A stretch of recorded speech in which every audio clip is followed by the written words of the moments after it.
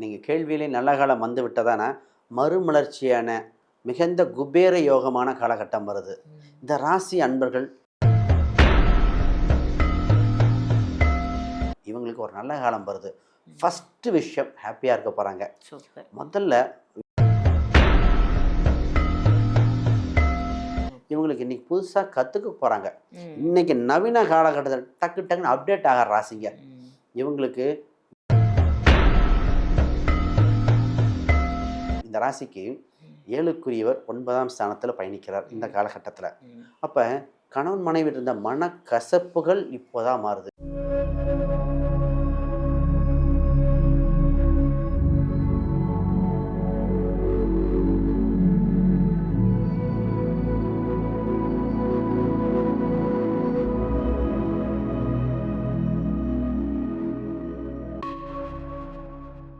ஆன்மீக பரிகார நேயர்கள் அனைவருக்கும் அன்பான வணக்கங்கள். இன்னைக்கு நம்ம யாரை சந்திக்க வந்திருக்கோம் அப்படின்னு பாத்தீங்கன்னா, இவர் அஸ்ட்ராலஜருங்க, நியூமராலஜர், சோழி பிரசன்னம் பார்க்கக்கூடியவர். தமிழ்நாட்டுல சோழி பிரசன்னம் பார்க்கக்கூடிய நபர்கள் கம்மி தான் அப்படின்னு சொல்லலாம். அதுல மிக முக்கியமான நபர் இவர். அதே மாதிரி உங்க வீட்டுல வாஸ்து பிரச்சனையா, வாஸ்து ரீதியான ப்ராப்ளம் இருக்கு, யாரை காண்டாக்ட் பண்றதுன்னு தெரியலன்னா சாரை நீங்க காண்டாக்ட் பண்ணலாம். அவர் வேற யாரும் இல்ல, நம்மளுடைய ஸ்ரீ சுபம் விஜயகுமார் சார் தான் இன்னைக்கு நமக்காக ஒரு சூப்பரான சுக்கிர பயிற்சி கொடுக்கறதுக்காக வந்திருக்காங்க. வணக்கம் சார். வணக்கம் மேடம். எப்படி இருக்கீங்க? அருமையா இருக்கேன். Super sir. உங்க பதிவுகள் எல்லாம் ரொம்ப சூப்பரா இருக்கு சார். அதுல நம்ம இன்னைக்கு பார்க்க போற டாபிக் சுக்கிர பயிற்சி. ஒவ்வொரு ராசிக்குமான சுக்கிர பயிற்சியோட பலாபலன்கள் சொல்லுங்க. அதுக்கு முன்னாடி சுக்கிர பயிற்சினா என்ன, எப்ப வருது? நிச்சயமா சுக்கிர பயிற்சி பார்த்தீங்கன்னா ஆகஸ்ட் 1ஆம் தேதி பக்கம். முதல்ல இந்த ராகு கேது பிடியிலிருந்து வெளியே வருவதே உலக அளவில் பல மாறுதல் ஏற்படும். இத்தனை நாளாக பார்த்தீங்கன்னா அனைத்து கிரகம் ராகு கேது அடைபட்டு இந்த சுக்கிரன் கேதுவின் பிடியிலிருந்து இந்த ராசி சிம்மத்தை விட்டு கன்னிக்கு வருவதே மிகப்பெரிய யோகம். இங்கே நீச்சம் சொல்லுவாங்க, ஆனால் நட்பு கிரகம் சனி பார்க்கும்போது அந்த நீச்சத்து வந்தால் கூட பரவாயில்லன்னு சொல்கிற அளவுக்கு உலக அளவில் பல மாறுதல். இந்த கேதுவின் பிடியில் என்னைக்கு சுக்கிரன் மாட்டுச்சோ அன்னைக்கு இது எக்கனாமிக்கில் மிகப்பெரிய மாறுதல். உலக அளவில் நகை வியாபாரம் ரிட்டர்ன் அடிச்சது, குறைஞ்சது. பொருளாதார ரீதியாக நிறைய ஷேர் மார்க்கெட் கிராஷ் ஆனது. இது மட்டும் இல்லை, குடும்பத்தில் அனைத்து குடும்பத்திலையும் ஏதோ ஒரு சின்ன ஒரு வருத்தம் இருந்துக்கிட்டே இருக்கிற மாதிரி இருக்கு. முதல்ல சுக்கிர பயிற்சி ஏன் பார்க்கணும்னா, சுக்கிரன் கடாட்சம் இருந்தால் தான் மகிழ்ச்சி சந்தோஷம் இருக்கும். 16 வகை செல்வங்களுக்கு சுக்கிரன் தேவை. குழந்தை பாக்கியம், வீடு, இடம், சொத்து இது மாதிரி அமையணுமா, சுக்கிரன் இல்லாமல் சந்தோஷம் இல்லை. அப்போ இதோட பற்றி தெளிவாக 12 ராசிக்கு பார்த்துருவோம். Super sir. பணம், பொருள், செல்வம், செல்வாக்கு உங்களுக்கு வேணுமா, அப்போ சுக்கிர பயிற்சியை கண்டிப்பாக தெரிஞ்சுக்கோங்கன்னு சார் சொல்லியிருக்காங்க. நல்ல ஒரு அருமையாக சொன்னீங்க சார். இப்போ ஒவ்வொரு ராசிக்குமான சுக்கிர பயிற்சியை நம்ம பார்த்துடலாம். சுக்கிர பயிற்சி பலாபலங்கள் ஒவ்வொரு ராசிக்கும் தனித்தனியாக ரொம்ப அழகாக சொல்கிறீங்க சார். இன்னைக்கு நம்ம பார்க்க போகிறது துலாம் ராசி. எனக்கு நல்ல காலம் எப்ப கிடைக்க போகுது, எவ்வளவோ கஷ்டப்படுற நல்ல காலம் அப்படின்றதே எனக்கு சுத்தமா இல்லைன்னு நினைக்கக்கூடிய இந்த துலாம் ராசி நேயர்களுக்கு நல்ல காலம் வந்துருச்சா? நிச்சயமாக. நீங்கள் கேள்வியிலே நல்ல காலம் வந்து விட்டதானா மறுமலர்ச்சியான மிகுந்த குபேர யோகமான காலகட்டம் வருது. இந்த ராசி அன்பர்கள் சுக்கிர பயிற்சி தாங்க யோகமே. இதுக்கு முன்னாடி இந்த சுக்கிர பயிற்சிக்கு முன்னாடி இந்த ராசியை கேட்டா கண்ணில் தண்ணி வராத வர. ஏன்னா இந்த இவங்க ராசி அதிபதி சுக்கிரன், ராசி அதிபதியே சுக்கிரன் கேதுவின் பிடியில் மாட்டிக்கிச்சு சார். எடுத்ததெல்லாம் ஸ்ட்ரகிள், மாறி மாறி அவமானங்கள், பிரச்சனையோ பிரச்சனை. அதாவது சொந்த பந்தம் சரி, குடும்பத்திலும் சரி, பெற்ற தாய் புரிஞ்சுக்கலன்னு சொல்கிறவங்க, அதே தாயாருக்கும் பெற்ற மகன் புரிஞ்சுக்கல, கணவன் மனைவிக்கு எதுக்கு தான் சண்டை வருதுன்னு தெரியலம்பாங்க. மாறி மாறி கன்ஃபியூஷன். இது மாதிரி எல்லாத்துலேயும் வேலை, பிஸ்னஸ், அத்தனை நெகட்டிவ் போய், அதாவது பரிதி முன் பனி போல் இவங்களுக்கு ஒரு நல்ல காலம் வருது. ஃபஸ்ட்டு விஷயம் ஹாப்பியாக இருக்க போகிறாங்க. முதல்ல இவங்களுக்கு வேலை தாங்க.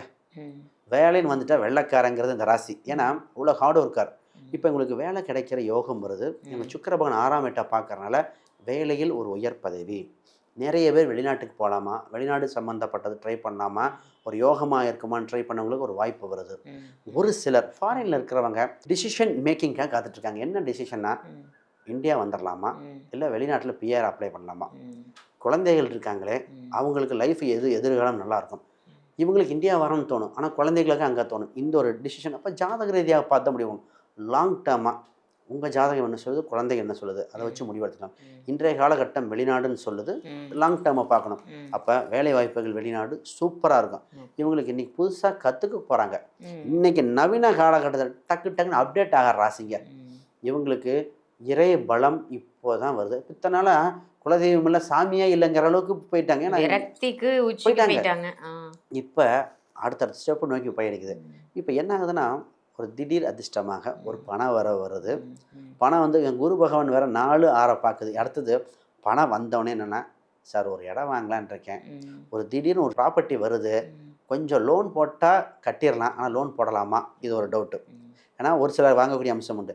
திடீர்னு சொல்லுவாங்க, சார் எனக்கு இந்த வண்டிலாம் பழங்காலத்து வண்டி, அந்த ஆன்டிக் பீஸ்ன்னு சொல்லுவாங்க இல்லையா, இந்த காரு, இது மாதிரி நிறைய காரு இருக்கலாம், பழங்காலத்து வண்டி, இதெல்லாம் ரொம்ப ஆசைப்படுற அந்த ராசி.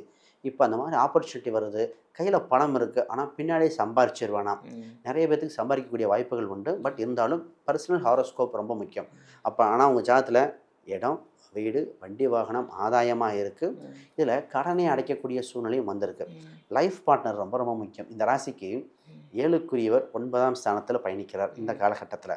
அப்போ கணவன் மனைவி இருந்த மனக்கசப்புகள் இப்போ தான் மாறுது.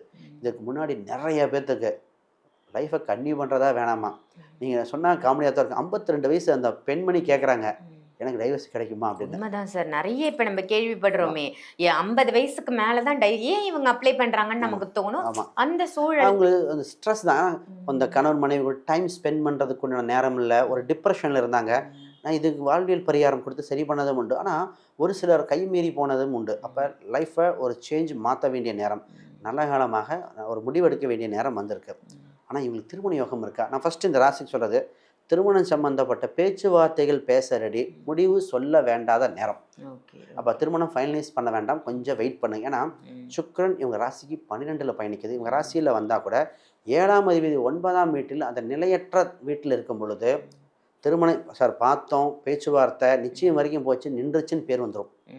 அப்போ நிச்சயமாக செட் ஆகுதா, ஃபைனலைஸ் பண்ணிவிட்டு அந்த பையன் பொண்ணு 2 பேரும் ஃபேமிலிகிட்ட கேட்டுட்டு விசாரிச்சுட்டு பண்ணணும். ஏன்னா எல்லாமே பாசிட்டிவாக சொன்னாலும் இந்த ஒரு விஷயம் கவனம் கவனம். நிறைய பேர் பேச்சுவார்த்தை பத்திரிக்கை வரைக்கும் போய் நின்னது இந்த ராசிக்குங்க. அப்போ அது அடுத்தது இவங்களுக்கு பிஸ்னஸ் சம்மந்தப்பட்ட தாட் வந்துகிட்டே இருக்கும். நாம் ஏன் பிஸ்னஸ் பண்ணாத, ஏன் கஷ்டப்பட்டு உழைச்சிட்ருக்கோம். ஏன்னா 10ல் வேற குரு கூட சூரியன். அப்போ ஹம்ச ராஜயோகம், சிவராஜயோகம் வேலை செய்த திடீர்னு ஒரு அரச பதவி, சங்கங்கள் சபைகளில் ஒரு உயர் பதவி வர மாதிரி ஒரு மிகப்பெரிய ஒரு ஸ்தானம் வருது. நிச்சயமாக இவங்களுக்கு தொழில் ஆல்ரெடி பண்ணிகிட்ருக்காங்க, மிகப்பெரிய லெவலில் டெவலப் ஆகிறாங்க. புதுசாக தொழில் ஆரம்பிக்கிறவங்க ஜாதக ரீதியாக பார்த்து இது என்ன தொழில் செட் ஆகும்னு பார்த்துட்டு பண்ண வேண்டியது.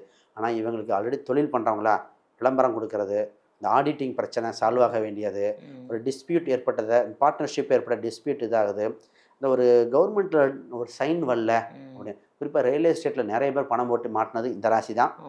ஷேர் மார்க்கெட்டில் போட்டோன்னே இறங்கிருச்சு. குறிப்பாக இந்த நகையில் ஷேர் மார்க்கெட்டில் போட்டு குறைஞ்சிருச்சு. இப்போ அவங்க கேள்வி, பணத்தை எடுத்துட்டோமா இல்லை பண்ணிட்டோமா, விரயமாயிருச்சே, இந்த மோடி வேற சொல்லிட்டாரேன்னு அந்த நகை ETF போட்டது. அப்போ ஜாதக ரீதியாக பார்க்கும்போது தான் உங்களுக்கு தசாபுத்தி என்ன சொல்லுது, அந்த கால சூழ்நிலையை பார்த்து எடுக்க முடியும். ஆக மொத்தம் ஏதோ ஒரு வகையில் உங்களுக்கு மீண்டு வர வாய்ப்பு வருது. நல்ல காலம் தான். Super sir. வழிபட வேண்டிய தெய்வம் சொல்லிடுங்க. நிச்சயமாக இந்த ராசி அன்பர்கள் வழிபட வேண்டிய பெண் தெய்வமாக வருது. குறிப்பாக பகவதி அம்மன்.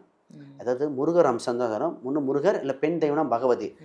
பகவதி அம்பாள் தெய்வத்தை கெட்டியாக பிடிச்சிக்கிட்டு, இல்லை துர்க்கை அம்மனை கெட்டியாக பிடிச்சிக்கிட்டா வாழ்வில் விடிவு காலம் வருகிற சூழ்நிலை வந்தாச்சு. இந்த சுக்கர கலாச்சத்துக்கு இதுதாங்க, பெண் தெய்வம் தான் பிடிச்சிக்கணும். இதில் சுக்கரன் 12ல் இருக்கிறனால ஒன்றே ஒன்று, ஒரு இந்த வெள்ளி காப்பு, வெள்ளி தேர் இருக்கிற கோயிலாக ஒரு சூஸ் பண்ணிக்கங்க. அது எந்த தெய்வமான இருக்கலாம். வெள்ளி அந்த தெய்வத்துக்கு வெள்ளி கவசம் போடுவாங்க. அந்த கோயிலெலாம் போனால் இன்னும் வலிமையாக இருப்பீங்க. மனதில் எண்ணிய எண்ணங்கள் அனைத்தும் நிறைவேறும். ரொம்ப சூப்பர் சார். முருகரை சொல்லியிருக்கீங்க. முருகர் இருக்கக்கூடிய எத்தனையோ ஆலயங்கள், நீங்க சொன்ன மாதிரி வெள்ளி கவசம் சாத்தக்கூடிய ஆலயங்கள், வெள்ளி தேர் இருக்கக்கூடிய ஆலயங்கள் நம்ம பார்க்குறோம். அந்த மாதிரி ஒரு ஆலயத்தை வழிபாடு செஞ்சு துலாம் ராசி நேயர்கள் சிறப்படையட்டும் அப்படின்னு கேட்டுக்கிறேன். இந்த ராசிக்கு சுக்கிர பயிற்சி என்ன மாதிரி யோகங்களை கொடுக்குது அப்படின்னு ரொம்ப சூப்பரா சொன்னீங்க. நன்றி சார். இந்த பதிவு உங்க எல்லாருக்கும் பயனுள்ள பதிவா அமைஞ்சிருக்கும் அப்படின்னு நினைக்கிறேன். இதை மற்ற ராசி நேயர்களுக்கும் கண்டிப்பா ஷேர் பண்ணுங்க. சார், நீங்க அஸ்ட்ராலஜி ரீதியா சந்திக்கணும், உங்களுக்கு ஜாதகம் பார்க்கணும் அப்படின்னு நினைச்சீங்கன்னா வீடியோல தெரியிற நம்பருக்கு கால் பண்ணி அப்பாயின்மெண்ட் வாங்கி நீங்க டைரக்டா கன்சல்டேஷன் எடுத்துக்கலாம். அதே மாதிரி ஆன்லைன் கன்சல்டேஷனும் இருக்கு. எனக்கே ஜாதகம் பார்க்கணும்னு ஆசை, அதாவது நான் ஜாதகம் கத்துக்கணும், ஜாதகம் பார்ப்பதற்கு எனக்கு அந்த புரிதல் அப்படின்றது வேணும் அப்படின்னு நினைச்சீங்கன்னா சார் ரொம்ப அழகா ஒரு புக் எழுதி வெளியிட்டிருக்காங்க. இந்த புத்தகத்தை நீங்க படிச்சா படித்தாலே போதும், நீங்களும் ஜோதிடர் ஆகலாம். உங்களில் யாருக்காவது ஜோதிடர் ஆகணும் அப்படின்னு ஆசை இருக்கா? கண்டிப்பாக இந்த புக்கை வாங்கி படிங்க. இது அமேசான், ஃப்ளிப்கார்ட் ரெண்டுத்துலேயுமே கிடைக்குது. எனக்கு அதிலலாம் போய் பார்க்க தெரியாதுங்கன்னா வீடியோவில் தெரியிற நம்பருக்கு கால் பண்ணி நீங்கள் ஆன்லைன்லேயே கொரியர் மூலமாக இந்த புக்கை நீங்கள் வாங்கிக்கலாம். ஸோ ரொம்ப ரொம்ப யூஸ்ஃபுல்லான புத்தகம், இதையும் பயன்படுத்திக்கோங்க. இதே மாதிரி வேற ஒரு நல்ல நிகழ்ச்சியில் உங்கள் எல்லாரையும் சந்திக்கின்றேன். நன்றி, வணக்கம்.